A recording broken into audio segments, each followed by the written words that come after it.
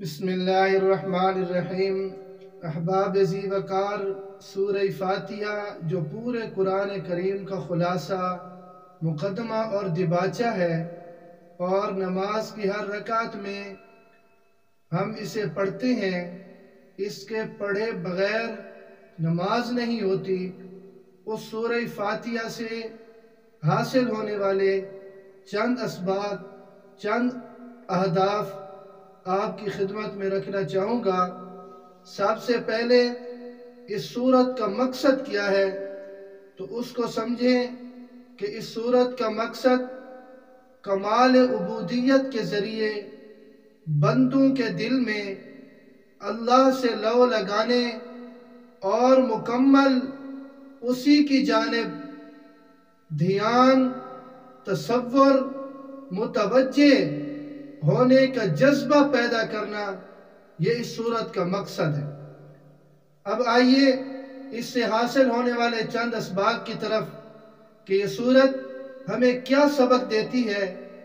سب سے پہلا سبق یہ ہمیں توحید کی تعلیم دیتی ہے۔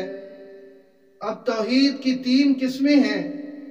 ایک توحید ربوبیت، نمبر 2 توحید الوہیت، نمبر 3 توحید اسماء و صفات باری تعالی۔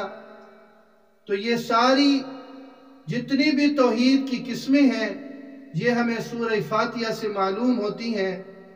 توحید ربوبیت کا معنی یہ ہے کہ اللہ رب العزت کو اس کے تمام افعال میں یکتا ماننا اور تمام چیزوں کا خالق اور مالک ماننا، جس کا تذکرہ الحمدللہ رب العالمین میں موجود ہے۔ اور توحید الوہیت کا معنی یہ ہے کہ جملہ عبادات، یعنی جتنی بھی عبادات ہیں، وہ صرف اور صرف اللہ رب العزت کے لیے کرنی ہے۔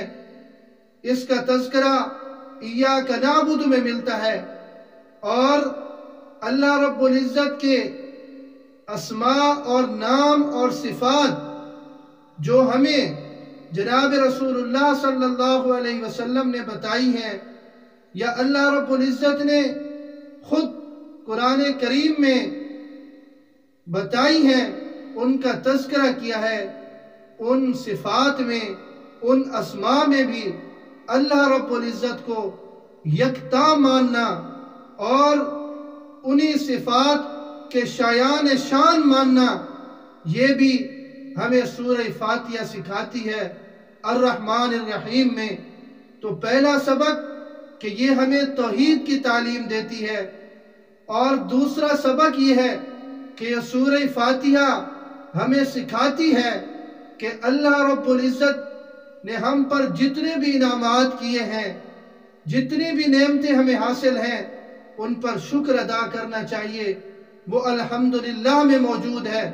سورہ فاتحہ کی الحمدللہ میں اللہ رب العزت کے نعمتوں کے شکر کی تعلیم دی گئی ہے۔ اور نمبر 3 سبق جو حاصل ہوتا ہے وہ یہ ہے کہ دل کے اعمال میں سے دو بنیادی جو عمل ہیں، جس میں سے ایک کا نام اخلاص اور دوسرے کا نام توکل ہے، اس اخلاص اور توکل کی تعلیم دیتے ہوئے سورہ فاتحہ ایاک نعبد و ایاک نستعین میں یہی چیز ہمیں سکھاتی ہے۔ اور نمبر 4 اس سے سبق یہ حاصل ہوتا ہے کہ نیک لوگوں کی صحبت اختیار کی جائے، نیک لوگوں کے ساتھ بیٹھا جائے، ان کی پیروی کی جائے۔ صراط الذین انعمت علیہم میں یہی چیز ہمیں سورہ فاتحہ سکھاتی ہے، اسی چیز کی تعلیم دیتی ہے۔ اور 5ویں نمبر پر سورہ فاتحہ ہمیں دین اسلام پر استقامت سکھاتی ہے کہ دین اسلام کو مضبوطی سے پکڑے رہنا، اس پر جمے رہنا۔ اہدنا الصراط المستقیم میں سورہ فاتحہ اسی چیز کی تعلیم دیتی ہے۔ اور نمبر 6 سبق یہ سکھاتی ہے کہ دعا کی اہمیت کیا ہے، اور دعا کن الفاظ میں مانگنی چاہیے، دعا کا ادب کیا ہے، وہ سورہ فاتحہ ہمیں اس چیز کی بھی تعلیم دیتے ہوئے اہدنا الصراط المستقیم میں نظر آتی ہے۔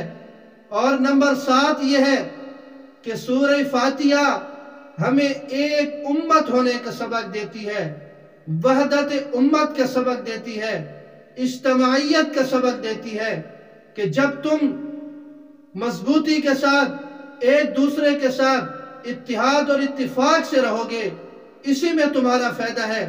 سورہ فاتحہ میں ایاک نعبد میں جمع کا صیغہ استعمال ہوا، وایاک نستعین میں جمع کا صیغہ استعمال ہوا، اہدنا میں جمع کا صیغہ استعمال ہوا، جس سے ہمیں اجتماعیت کی تعلیم دیتے ہوئے سورہ فاتحہ نظر آتی ہے۔